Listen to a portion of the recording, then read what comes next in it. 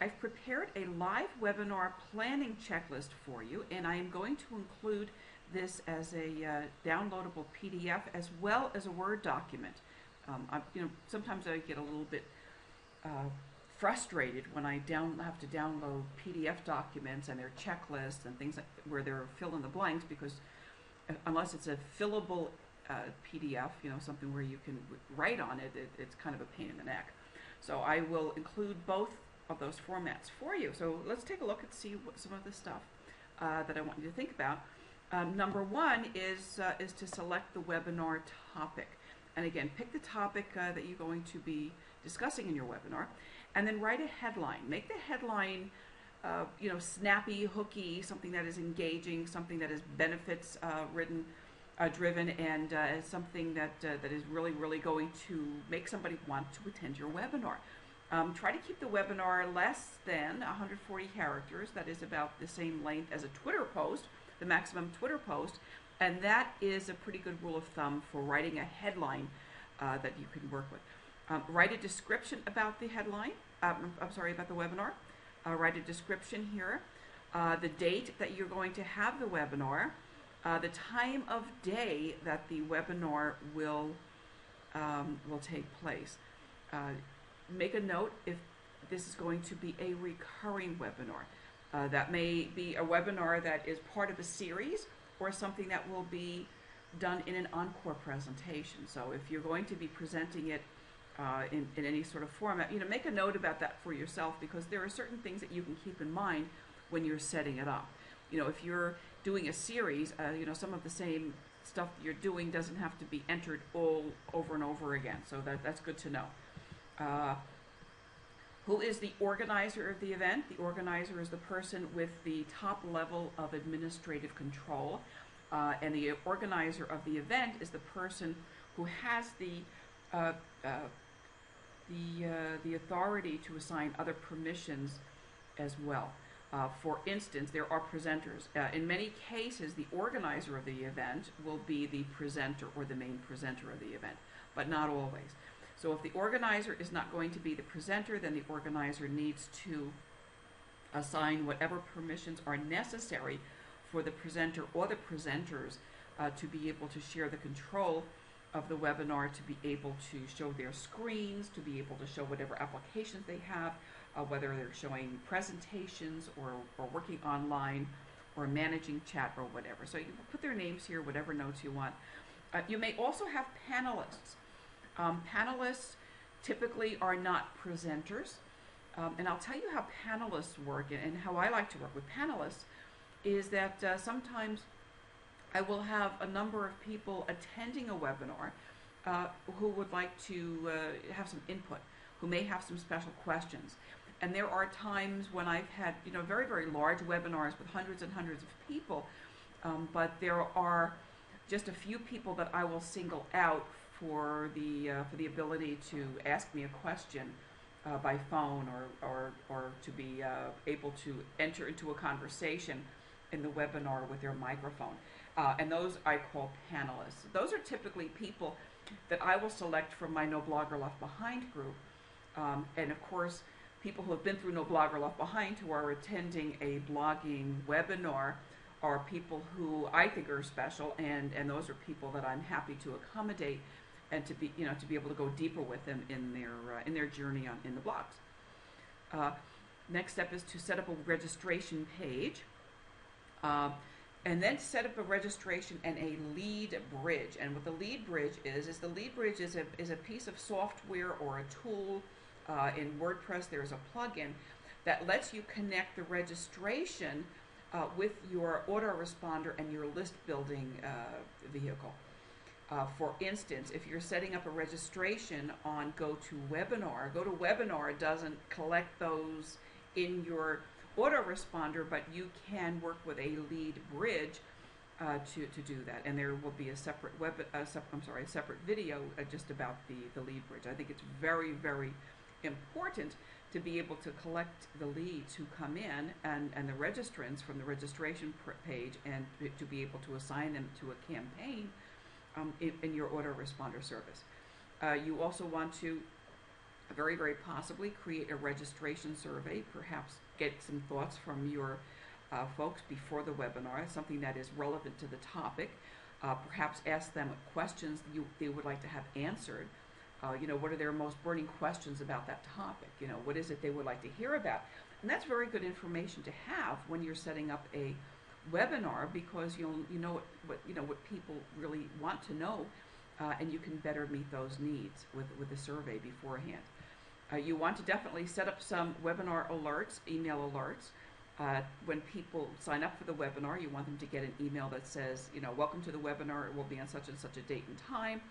You want them to get another alert probably a week before, the day before, and an hour before. So there are a number of alerts. We have another video about that, but I'm putting that on this checklist. If you have the ability to collect SMS or cell phone numbers, you can send people an SMS text alert prior to the webinar, and that's a really good thing to do, and that is something that really works very, very well to increase attendance. You may also, depending upon your situation, want to send them an alert via their voicemail to their cell phone. So you can actually send a message. If you have their telephone number, you can send a voicemail message to them that says, hi, this is Fran. Listen, the webinar is going to be starting in about 15 minutes. Get to your computer, check your email. I can create that kind of a voicemail message in a pre-recorded format, and that can go out as an alert as well. You want to make sure somebody is creating the presentation, make sure that's covered. Create whatever handouts you may be including with your presentation, any of the materials. You may want to, for instance, create a PDF form of a PowerPoint presentation and perhaps some notes, and make that available as a handout. You may have a white paper to share. You may have something to share, and again, that's part of your planning.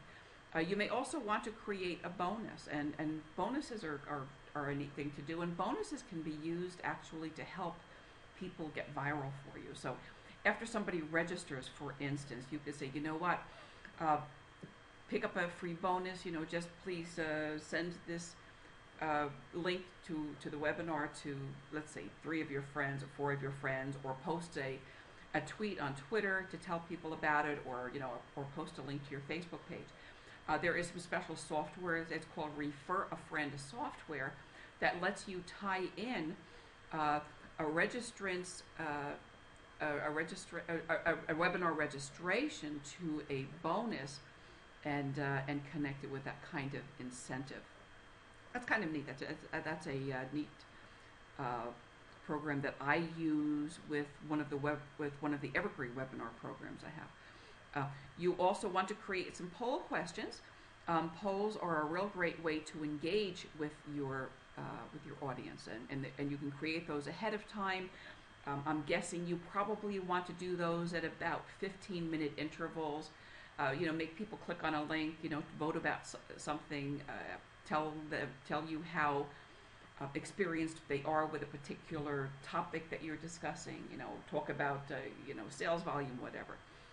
One of the neat things about poll questions and about the survey is that this is stuff that people will be doing online. This is interaction they will be doing, and at the end of the day, when you collect your registration information and tracking and see who attended, you will also see how they answered those poll questions, and it will give you a much deeper insight into your audience and actually into the people who attended as individuals.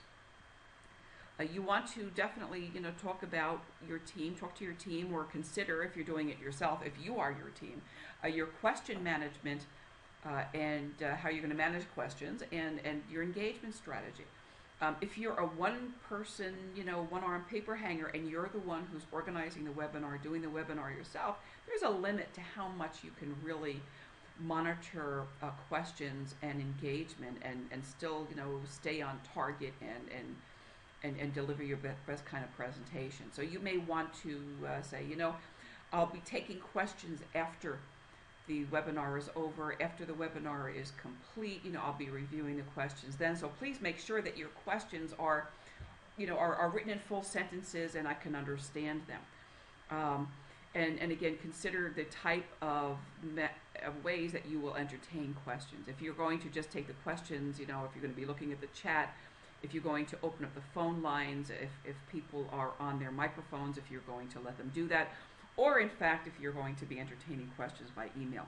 It's really, really nice to be able to be working with another person, to have a partner on a webinar who can handle those types of things for you.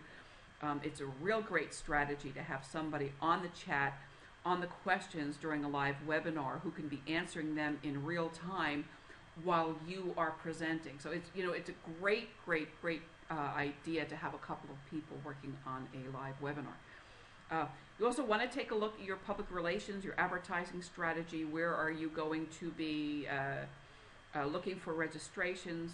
You'll have an email list. You have all kinds of facilities. You have the Facebook, you have Twitter, you have all kinds of things. By and large, your email list is going to be the best. You may also want to consider advertising on Facebook and elsewhere, depending upon what you're doing with those webinars. Schedule a practice session. I'm going to add something here that I did not put in. I'm going to insert a row down here and also talk about recording plan. Recording plans, let's say that. Most of the platforms have a way to record those webinars. Some of those platforms like WebEx and some others will actually host the webinar and the recording on their servers for you. In many cases, you can also download them to your machine. You can also use a third-party tool to record, something like Camtasia on a PC or ScreenFlow. So you may be able to record, in a couple of different ways.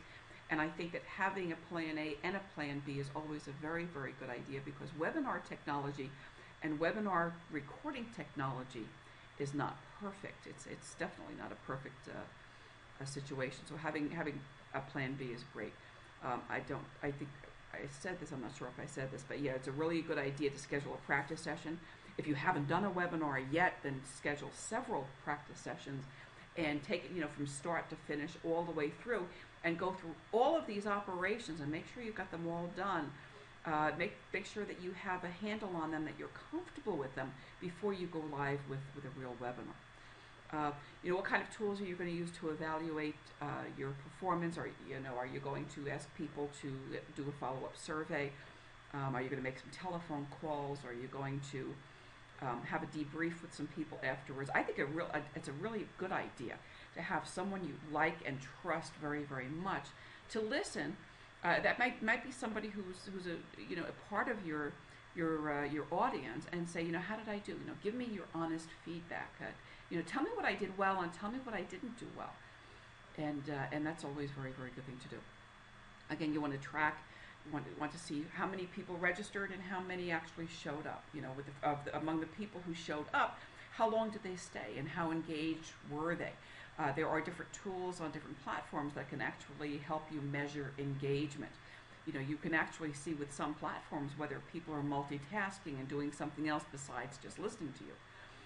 And then what kind of follow-up are you going to have? Again, this goes back to the email follow-up. And then you want to be able to follow up, ideally, have different messaging for different people. If you have somebody who registered and didn't show up, you don't want to send them the same message as somebody who registered and did show up and attended.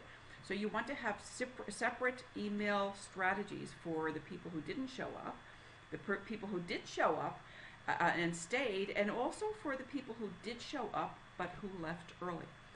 And then there's some extra room here for additional notes. Right below the video, you can collect these documents, and that will help you get started.